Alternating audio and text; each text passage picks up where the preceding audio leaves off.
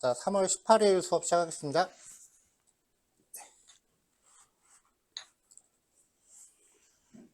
자, 어제는 뭐 이것저것 이제 세팅 과정 좀 다시 짚어보느라고 진도가 크게 안 나갔어요. 이제 오늘은 이제 프로그램 흐름 제어라고 하는 주제. 여기서 어제 형변환이라는 주제는 미리 우리가 같이 봤었죠.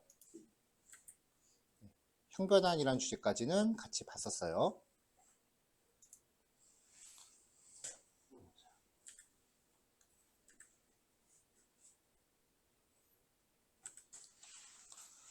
자, 우리가 지금 하고 있는 게 자바라고 하는 프로그래밍 언어예요.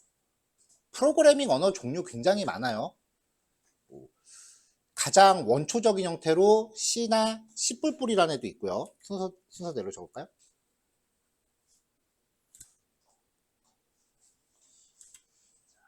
C나 C++라고 하는 프로그래밍 언어가 있어요. 이건 대체로 전공하시는 분들이 가장 처음 접하는 프로그래밍 언어예요. 그 다음 단계에서 나온 게 자바. 그 다음에 나온 게 C샵이라고 하는 프로그래밍 언어가 있고요. C샵에서 아류로 뭐 몇 개가 더 나오긴 했어요. F샵이라든지 J샵이라든지 뭐 등등등 있어요. 근데 지금은 지금 전혀 안 쓰는 애들이고요. 그다음에 C나 C++이 한참 발전할 때 같이 나왔었던 비주얼 베이직이라고 하는 언어도 있어요. 아마 보신 적 없을 거예요. 제가 학교 다닐 때 배우던 언어예요. 이 비주얼 베이직 같은 경우는 지금 어디 남아 있냐면은 엑셀에 왜 프로그래밍 언어 들어가는 거 혹시 아세요? 엑셀에도 엑셀이나 파워포인터, MS 워드 같은 게 그 안에서 코딩을 할 수가 있어요. 그래서 지금 이 비주얼 베이직 같은 경우는 크게 엑셀 같은 데 많이 들어가요. 엑셀에서 버튼 하나 쫙 누르면은 여러 가지 칸들의 값들이 자동으로 계산돼서 채워지는 뭐 그런 식으로 많이 남아 있고요. 그 다음에 자바스크립트라고 하는 애가 있어요. 자바스크립트랑 자바는 완전 다른 애예요. 원래 이름이 ECMA 스크립트였는데 얘네가 인기가 하도 없으니까 자바한테 좀 묻어가고 싶어서 은근슬쩍 이름을 바꾼 거예요. 근데 그게 전략이 먹혔어요. 사람들이 자바인 줄 알고 많이 건드렸어요. 자바스크립트에서 발전된 프로그래밍 언어로 타입스크립트라고 하는 애도 있고요. 그 다음에 파이썬. 주로 현재 파이썬은 데이터 분석이나 머신러닝 용도로 많이 쓰입니다. 그 밖에 다른 용도는 사실 거의 의미가 없어요. 근데 데이터 분석이나 머신러닝 같은 거를 이제 같이 할 수 있는 걸로 R이라고 하는 프로그래밍 언어가 또 있고요. 근데 지금은 R은 거의 찌그러졌어요. 파이썬이 거의 평정을 했고요. 그 밖에 우리가 지금 자바 관련된 게 다 끝나고 나면은 공부할 고라고 하는 언어도 있고요.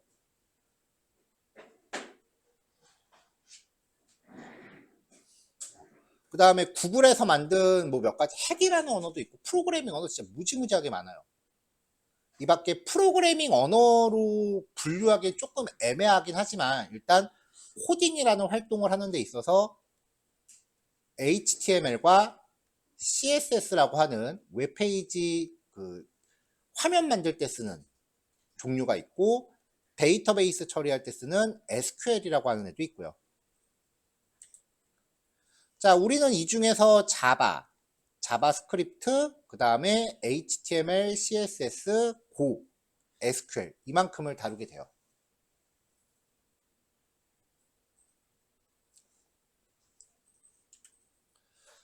자, 거기에서 이제 자바라고 하는 거를 지금 우리가 시작한 상태고요. 여기서 봤던 내용이 첫 번째가 이제 필요한 프로그램 설치했었죠. 환경 구성이라고 명명을 할게요. 이 환경 구성 과정에서 필수적으로 깔았던 게 JDK, 그 다음에 비주얼 스튜디오 코드. 자, 두 번째가 이제 프로젝트 진행 방법 혹은 생성 방법.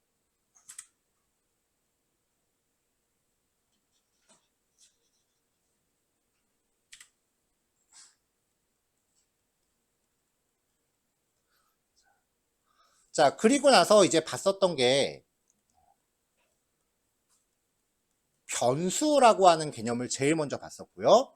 변수를 보면서 데이터 타입이라는 개념을 봤었죠. 그 다음에 연산자라고 하는 개념들을 봤었고요. 이 연산자는 사실 우리가 알고 있는 상식에 빗대서 생각하시면 돼요.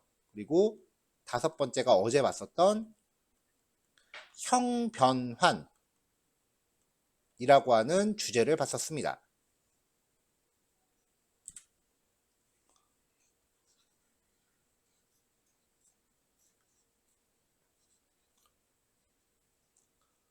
자, 이제 사족을 지우고요.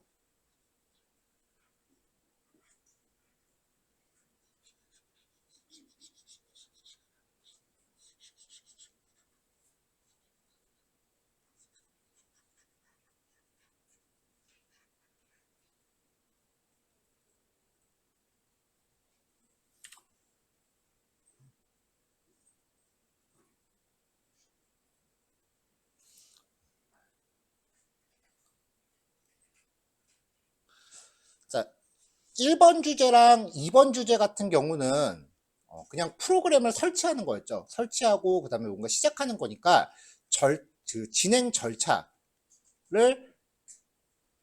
기억하시면 돼요. 처음에는 이제 기억이 잘 안 날 테니까 두 번, 세 번 해볼 때 평균적으로 2번 정도 하시게 될 거예요. 왜냐면은 학원 컴퓨터 한 번, 집에 있는 컴퓨터 한 번 하시면서 이제 교환을 보고 따라갈 수 있을 정도면 됩니다. 그걸 많이 하다 보면은 자연스럽게 외우게 될 거예요. 그리고 변수하고 데이터 타입이라는 주제는 이거는 뭐 짤 없어요. 그냥 외우셔야 돼요.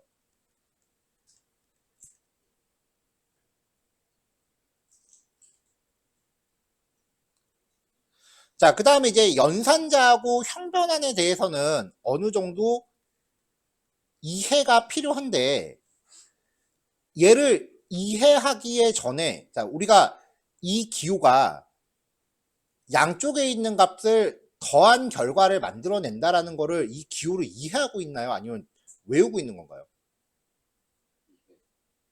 이 더하기라는 기호의 뜻을 이해를 해요? 이 기호가 양쪽 거를 더한다라는 거는 전 세계적인 그 약속이에요. 이건 암기가 먼저야. 암기가 먼저예요.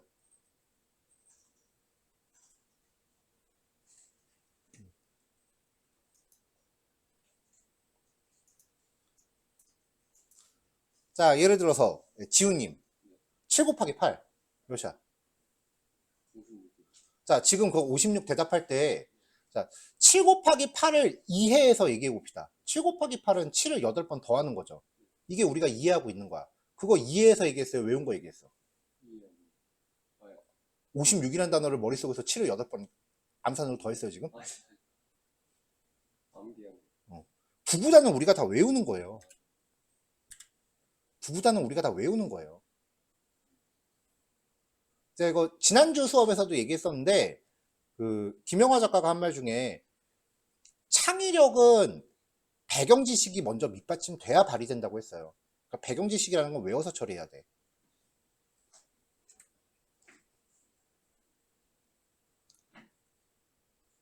그 다음에 이 이해에 접근하는 방법도 이제 여기에서는 약간 성격 나와요.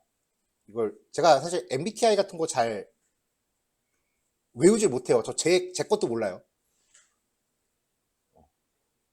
딱 하나 기억하는 게 제가 T라서 그렇다는데, 아무튼 저는 뭐가 있으면 깊게 생각을 안 해요. 잘.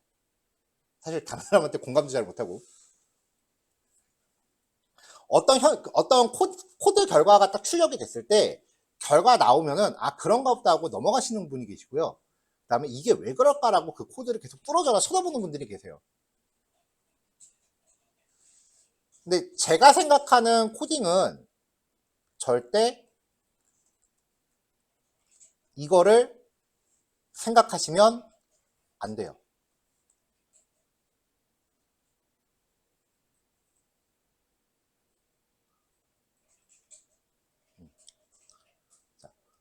왜? 라고 하는 질문은 이게 사실은 굉장히 철학적인 질문이에요.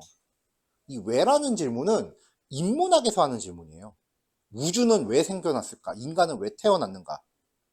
이런 거에 대해서 사색하는 데 쓰는 질문이에요. 자, 예를 들어서 몇 년 전에 이제 코로나 엄청 크게 터졌었죠. 그때 사람들이 이제 이 코로나가 과연 왜 생겨났는가에 집중을 했어요? 아니면 어떻게 사람을 살리는가에 먼저 집중을 했어? 일단 살리고 봐야 될 거 아니에요. 원인을 따지는 건 나중 일이었지. 근데 처음 보는 질병이니까 치료법을 모를 거 아니에요. 그러니까 일단 자기네가 할 수 있는 모든 것들을 다 때려박아 보면서 이러이러했더니 효과가 좀 있더라가 정립이 되면서 이제 사망자가 줄기 시작한 거거든요. 제가 생각했을 때 코딩 공부랑 그 의학 쪽의 접근 방법이 굉장히 비슷해요. 우리가 하는 거는 공학 계열이에요. 그렇죠? 공학은 왜를 따지는 게 아니라 여러 가지 실험을 통해서 발생된 현상을 종합해서 하나의 완성된 규칙을 뽑아내는 거예요. 그러니까 지금 여러분들이 하시는 갖가지 실습들 있죠. 그 실습을 실험이라고 생각하셔야 돼요.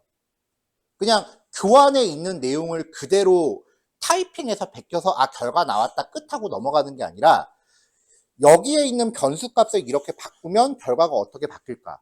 내지는 연산자를 다르게 바꿨을 때 결과가 어떻게 될까? 이런 것들을 계속 코드를 수정해 가면서 실험을 해보셔야 돼요. 거기에서 나만의 규칙을 찾아내야 돼. 그게 공학적인 접근법이에요.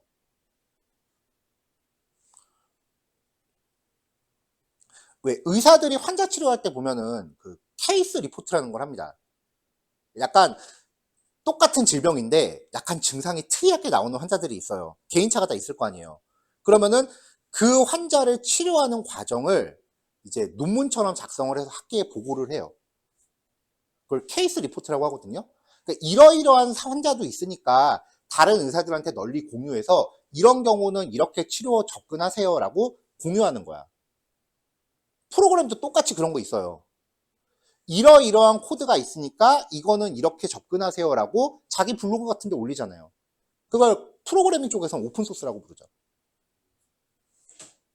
왜라는 거에 너무 집중하지 마세요. 그거 집중하다 보면은 결국은 안에 파고 들어가면은 이진수까지 들어가야 돼요. 도대체 컴퓨터에서 1 더하기 1이라는 연산은 어떻게 수행하는가? 이거 정확하게 원리를 얘기하면은 1하고 1을 둘 다 이진수로 바꿔요. 그래서 그 이진수를 결합을 해요. 이 과정에서 비트 연산이라는 게 일어나요. 이진수끼리의 연산 방법이 따로 있어요. 그게 실제로는 쓸 일이 없기 때문에 제가 비트 연산자나 아예 연산자 수업할 때 설명을 안 했거든요. 자바에 비트 연산자라는 게 있어요. 제대로 원리를 얘기하면 그렇게까지 깊게 들어가야 된다고요. 일단은 눈앞에 보이는 현상을 곧이곧대로 기억을 하시고 받아들이고 비슷한 현상 여러 개를 비교하면서 자기만의 어떤 규칙을 발견을 해내세요. 그게 쌓이면 나중에 더 큰 현상의 원리가 될 거예요.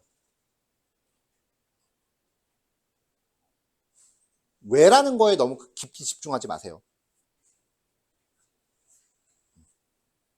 그럼에도 불구하고 이 코드가 어떻게 돌아가는지 내가 원리를 끝까지 파악해야 되겠다라고 그 코드를 붙잡고 그 포기를 못하는 분들이 계세요. 되게 차근차근 사고하려는 게 이제 습관이 된 분들이 계세요. 약간 그 뭐라고 표현해야 되지? 눈앞에 있는 이게 해결이 안 되면은 다음으로 진도 못 나가시는 경우가 있어요, 진짜. 근데 우리가 수업 기간이 정해져 있잖아요. 내가 확실하게 장담할게요. 종강할 때쯤 되면은 다들 한 달만 더 있었으면 좋겠다는 생각 들 거예요. 왜냐면은 지금 우리가 하나하나씩 과목을 개별적으로 봐야 되잖아요. 막판에 가면 그 과목들을 한꺼번에 연동시켜서 본단 말이에요. 그럼 약간 한 걸음 물러나서 전체를 보는 시야가 생겨요. 그러면 이제 종강할 때쯤 되면은 그제서야 뭔가 알 것 같거든. 그러니까 이제 이제 뭔가 좀 본격적으로 해보고 싶다는 생각이 들 때 종강이 다가와요. 진짜 그래요. 근데 강의 기간은 정해져 있으니까 그게 늘어나지를 못한단 말이에요. 강의 기간을 늘린다라고 하면 아마 이 과정이 전액 무료가 아니라 아마 어느 정도 여러분들의 자비 부담이 생길지도 모른단 말이에요. 무한정 공짜는 아니겠지, 설마.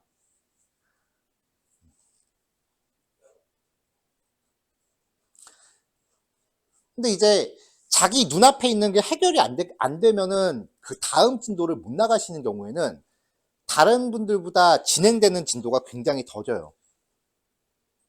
그건 뭐 그 나름대로 인정은 해요. 왜냐면 자기만의 속도가 다 있는 거니까. 근데 분명히 그런 경우에는 내가 다른 사람들보다 진행 속도가 좀 느리다라는 거는 생각을 하셔야겠죠, 당연히. 차이점이 그렇게 차근차근 가시는 경우에는 다른 사람보다 그 도착점에 되게 늦게 도달은 하지만 좀 더 깊이 있게 도달은 해요. 그건 확실히 차이가 있어요. 그러니까 내가 기초공사부터 되게 탄탄하게 다지고 가는 스타일이냐, 아니면은 그냥 대충 한번 쑥 갔다가 같은 길 다시 한번 또 여러 번 반복해서 그 길을 좀 더 확고하게 하는 스타일이냐, 거기에 따라 좀 차이가 오는데, 이런 그 기간이 정해져 있는 수업은 깊이를 챙기기에는 좀 시간적인 제약이 있다라는 거. 그러니까 내가 뭔가 원리를 좀 더 파고 싶은 생각이 든다라고 하더라도 잠깐은 그 생각을 좀 뭐라고 해야 될까? 자제해 주셨으면 좋겠어요. 여러분들하고 이제 같이 이제 내용을 같이 탐구할 때 저는 어디 가서 제가 뭘 가르쳐 준다는 얘기는 잘 안 해요. 왜냐면 저도 계속 배우고 있는 입장이거든요.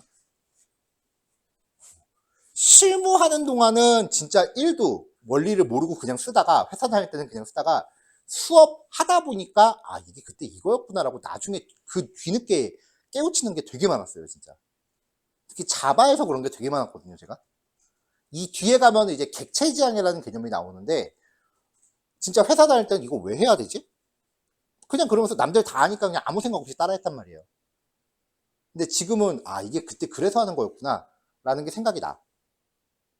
저도 되게 나중에 원리를 깨우치는 것들이 되게 많았어요. 왜냐면은 회사에서는 당장 내가 월급을 받아야 되니까 뭐라도 당장 만들어내야 되거든. 그 차이가 좀 있으니까 일단은 눈앞에 있는 현상에 너무 내가 이게 이해가, 결론은 이거예요. 내가 눈앞에 있는 게 잘 이해가 안 된다면 통째로 외우세요. 통째로 외우시면 돼요. 웹페이지 개발할 때 크게 분야가 두 개가 있어요. 프론트엔드랑 백엔드. 우리 수업은 어느 정도의 프론트엔드도 다 포함하고 있습니다. 뭐 나중에 얘기하겠지만 원래 프론트엔드는 백엔드한테 빌붙어 사는 애거든요. 그래서 우리는 프론트엔드도 같이 하고 백엔드도 해요. 처음에 공부할 때는 프론트엔드가 더 쉬워요. 공부할 가지수가 되게 얼마 없거든요. 그건 세 과목만 공부하면 돼. HTML, CSS, 자바스크립트. 요즘 조금 더 가면 리액트. 네 과목만 공부하면 끝나. 우리는 거의 8, 9과목 공부해야 돼요. 프론트엔드 과목 다 포함한 상태에서 한 8, 9과목 공부해야 돼. 그래서 처음에 프론트엔드 쪽으로 목표로 하고 하시는 분들 되게 많아요. 왜냐면 그쪽이 공부할 때 가지수가 더 적으니까 쉽거든. 근데 문제는 프론트엔드는 주 담당하는 역할이 디자인 쪽이에요. 눈에 보이는 거. 백엔드는 눈에 안 보이는 데이터의 흐름을 담당해요. 막상 실무 들어가면은 프론트엔드가 더 어려워요. 왜냐면은 프론트엔드는 정말 쉽게 말하면 그냥 디자인이에요. 그래서 매년 그 트렌드가 바뀌어요. 매년 트렌드가 바뀌고 매년 뭔가 새로운 기술이 계속 쏟아져요. 프론트엔드는. 그래서 프론트엔드 교환은 저도 강의할 때마다 매번 뜯어 고쳐요.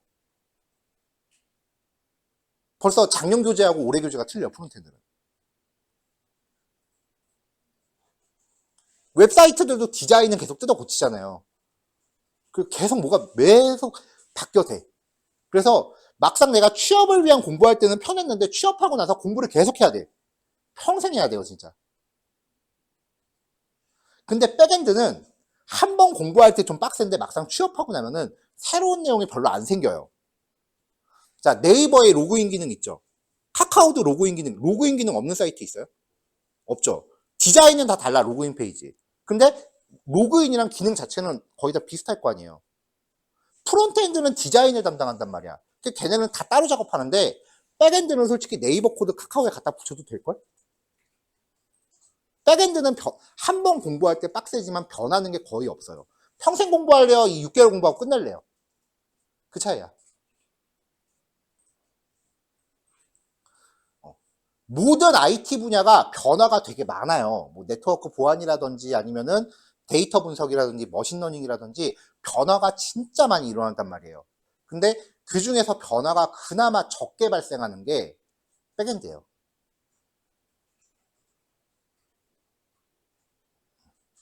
그래서 내가 백엔드를 공부한다라고 하면 기본적으로 이걸 탑재해 놓고 나중에 그 경력 좀 쌓으면서 다른 분야를 공부할 짬이 좀 생겨요. 제가 그 케이스였거든요. 일단 백엔드부터 해놓고 그 다음에 앱 개발 공부하고 머신러닝 공부하고 그랬단 말이야. 프론트엔드는 그 짬이 1도 안 나. 뭐가 계속 바뀌니까. 머신러닝은 말할 것도 없고 인공지능이라든지 그쪽은 하루만 자고나 뭐가 새로 튀어나오니까 그쪽은 솔직히 나도 자신 없어요. 지금 공부하다 지금 멈춰놓은 상태거든요. 저도. 그 다음에 그 또 분야가 네트워크 보안 같은 거. 그쪽은 한 3, 4년 주기로 뭐가 바뀌더라고요. 그러니까 코로나 때까지만 해도 이제 센트 OS라고 하는 게 거의 대세였는데 갑자기 걔네가 코로나 끝나기 한 1, 2주 전, 코로나 끝나기 전해 겨울 때쯤에 우리 더 이상 개발 안 해요라고 개발 중단을 선언해 버렸어요. 그래갖고 우르르 이제 다 우분투 리눅스라는 걸로 갈아탔거든요. 그러고 나서 코로나 끝난 지 몇 년 안 됐잖아. 근데 이제 요즘 나오는 얘기가 우분투의 한계가 드러나기 시작했다. 라고 하면서 사람들이 지금 갈아탈까 말까 간보고 있어. 그러니까 경험했던 채로 한 3, 4년 주기로 바뀌더라고요, 그게.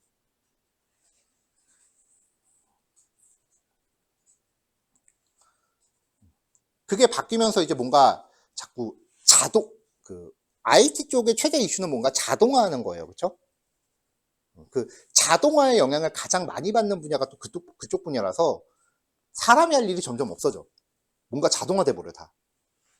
그러니까 이제 점점점 인력이 이제 설 자리를 없어지는 거죠. 근데 백엔드 개발은 뭔가 내가 자동화를 한다라고 하면은 그 자동화 시킬 주제를 만드는 사람들이지 자동화의 혜택을 보는 사람들은 아니야, 백엔드 쪽은. 그러니까 다른 분야가 다 자동화된다 그래도 백엔드 일거리는 있을 거예요. 이거는 제가 진짜 업계에서 일하면서 겪었던 경험이에요. 이게 비슷한 게 뭐가 있어? 왜 아침부터 이렇게 또 딴 얘기하고 있지? 아마 요번 주까지 많이 그럴 것 같아요. 비슷한 케이스가 또 뭐가 있었냐면은 제가 처음에 이제 웹 개발 저는 대학교 1학년 때 그 교수님들 중에 산업체 겸임 교수라 그래서 사업체를 운영하는 사장들을 이제 학교 그 겸임 교수로 초빙하는 경우가 있어요. 그런 교수님한테 수업을 받았었는데 그 교수님 눈에 띄어서 너 다른 교수님들한테 얘기해서 수업 빼줄 테니까 와서 일해. 라고 해서 1학년 1학기 여름방학 때부터 그 교수님 회사에서 일을 했단 말이야. 그러니까 시험 때 출석만 하래. 성적은 다 알아서 줄 테니까. 지금 생각하면 그게 열정페이였어. 수업 빼준다 그래서 좋다고 갔는데 졸업하고 나니까 난 월급 하나도 못 받고 일만 했더라고, 거기서. 아무튼 그때 이제 웹 기술을 배웠어요. 그게 2001년도였어요. 그렇게 웹을 이제 조금 하다가 이제 슬슬 그 모바일 폴더폰 쪽으로 넘어갔거든요. 폴더폰 개발하는 쪽으로 넘어갔었는데 한 15년인가? 그때쯤에 아이폰 등장을 해요. 그때 이런 국비 과정들이 죄다 액개발 과정만 계속 쏟아냈어요. 그래서 아이폰 나오기 직전에 웹 개발자, 백엔드 개발자 평균 연봉이 1,800대였습니다, 여러분. 되게 낮았죠. 근데 이제 박봉도 영향이 좀 있었지. 그리고 앞으로 앱 개발이 대세일 거다라고 하고 국비 같은 데서 이제 앱 개발자 계속 찍어내기 시작하니까 저마다 우르르 앱 개발로 다 넘어갔어요. 안드로이드, 아이폰 개발하는 거 다 넘어가거나 아니면은 이제 시장이 바뀌겠구나 싶어서 개발 자체를 그만둔 사람도 많았고, 실제로 그 상태로 한 5년 정도 지나갔어요. 그 5년 동안 무슨 일이 있었냐면은 웹 개발자가 씨가 말라버렸어.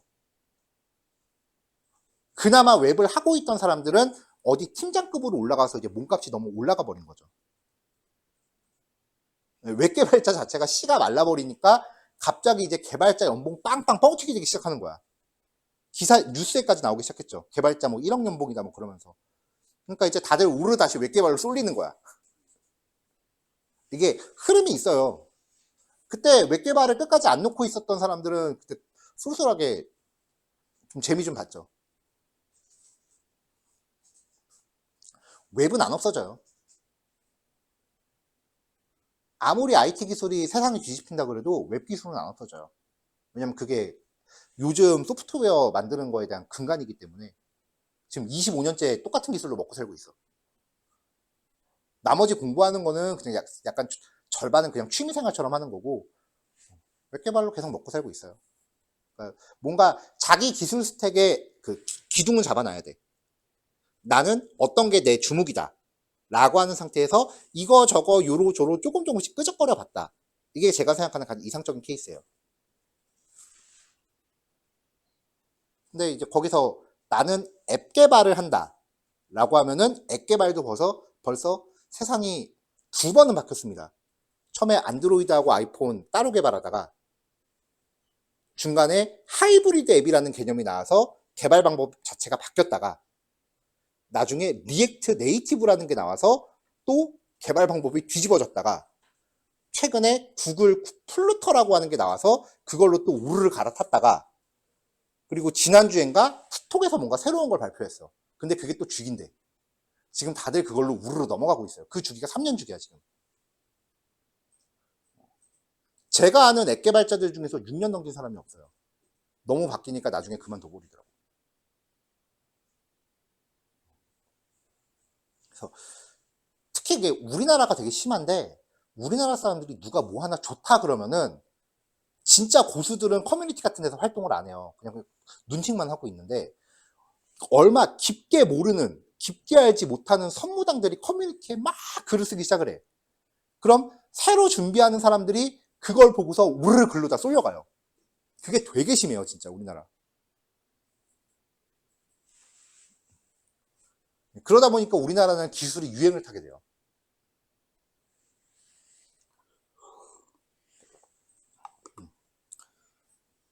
그 유행에서 꿋꿋하게 그 변치 않을 기술이 제가 보기에는 웹 기술이에요. 나중에 보여드릴 텐데 예를 들어서 여러분들 요즘 키오스크 있죠? 키오스크 있죠?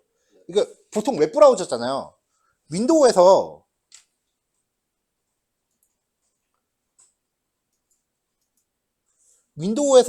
F11키 누르면 전체 화면 되는 거 아세요? 이게 키오스크야. 웹사이트예요 그거. 저거만 옮긴 거야. 여기서 클릭했을 때 그 카드 리더기 연동만 붙인 거예요. 카드 리더기를 붙이기 위한 약간의 그 사물 인터넷적인 기술은 있겠죠. 모니터 터치 스크린.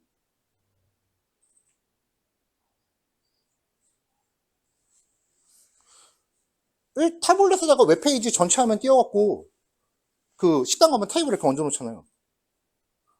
웹이야 웹. 좀 더 와닿는 케이스를 해줄게요. 혹시 집에서 IP 공유기 비밀번호 설정해 보신 경험 있으신 분? 집에 공유기들 있죠. 그거 비밀번호를 설정할 때 뭐 특별한 프로그램 쓰나요? 어떻게 설정? 뭘로 설정해? 그냥 와이파이 거기 들어가서 어, 앱 설치한 다음에 아니야 그 인터넷으로 들어가. 그치, 웹으로 들어가죠. 네, 웹으로. 어. 인터넷 공유기에 그 비밀번호 걸 때 인터넷 공유기 일단 와이파이 연결한 다음에 그 공유기의 매뉴얼에 보면은 어떤 사이트에 접속하세요라고 주소가 나와 있어요. 그걸로 접속하면은 공유기 안으로 들어가는 거예요. 웹으로 접속한다고. 그냥 웹 기술이에요. 근데 그 웹 기술이 요만한 인터넷 공유기 안에 들어가 있는 거야. 이때부터 사물 인터넷. 맞잖아요. 사물 안에 들어가 있는 인터넷.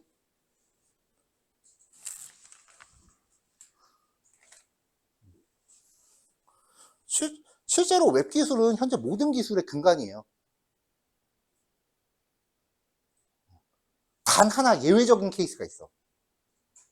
게임 개발. 그건 어쩔 수 없어요. 걔는 3D 막 돌리고 해야 되기 때문에 어쩔 수 없어.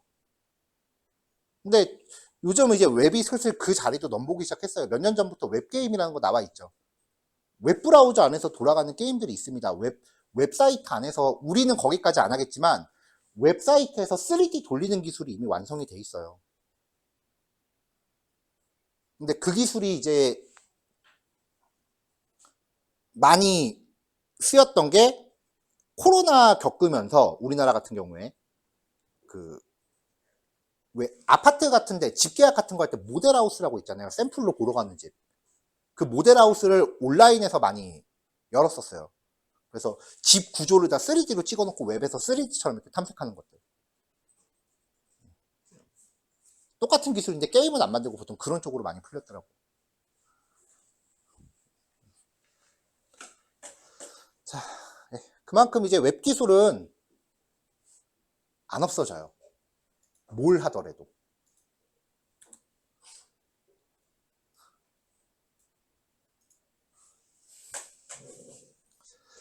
자, 네.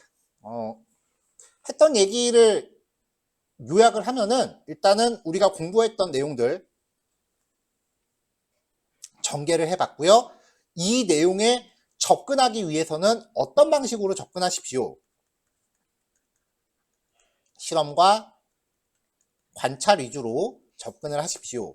라고 말씀을 드린 거고, 그 다음에 우리가 공부하는 내용이 전체적으로 어떤 위치에 있는 거다. 라는 얘기까지 했습니다. 자, 그래서 오늘은 이제 조건문이라고 하는 주제에 들어갈 건데, 지금 1교시 2분 남았거든요. 간단하게 얘기할게요, 일단. 여태까지 했었던 거는 단순히 그냥 계산하는 방법이에요. 근데 솔직히 그렇게 할 거면 코딩하는 것보다 엑셀 쓰는 게 더 편해요. 계산은 엑셀이 더 편해요. 뭐하러 힘들게 코딩을 해. 프로그램이 일반 계산기랑 다른 이유는 선택적으로 뭔가 할 수 있다는 거예요. 예를 들면 사용자가 버튼을 누르느냐 안 누르느냐에 따라서 작동을 하냐 안 하냐를 결정할 수 있다는 거죠. 즉 조건이 들어가기 시작한다는 거예요. 이 조건을 판별하는 게 if라고 하는 구문이에요. if 자체가 만약이란 뜻이잖아요.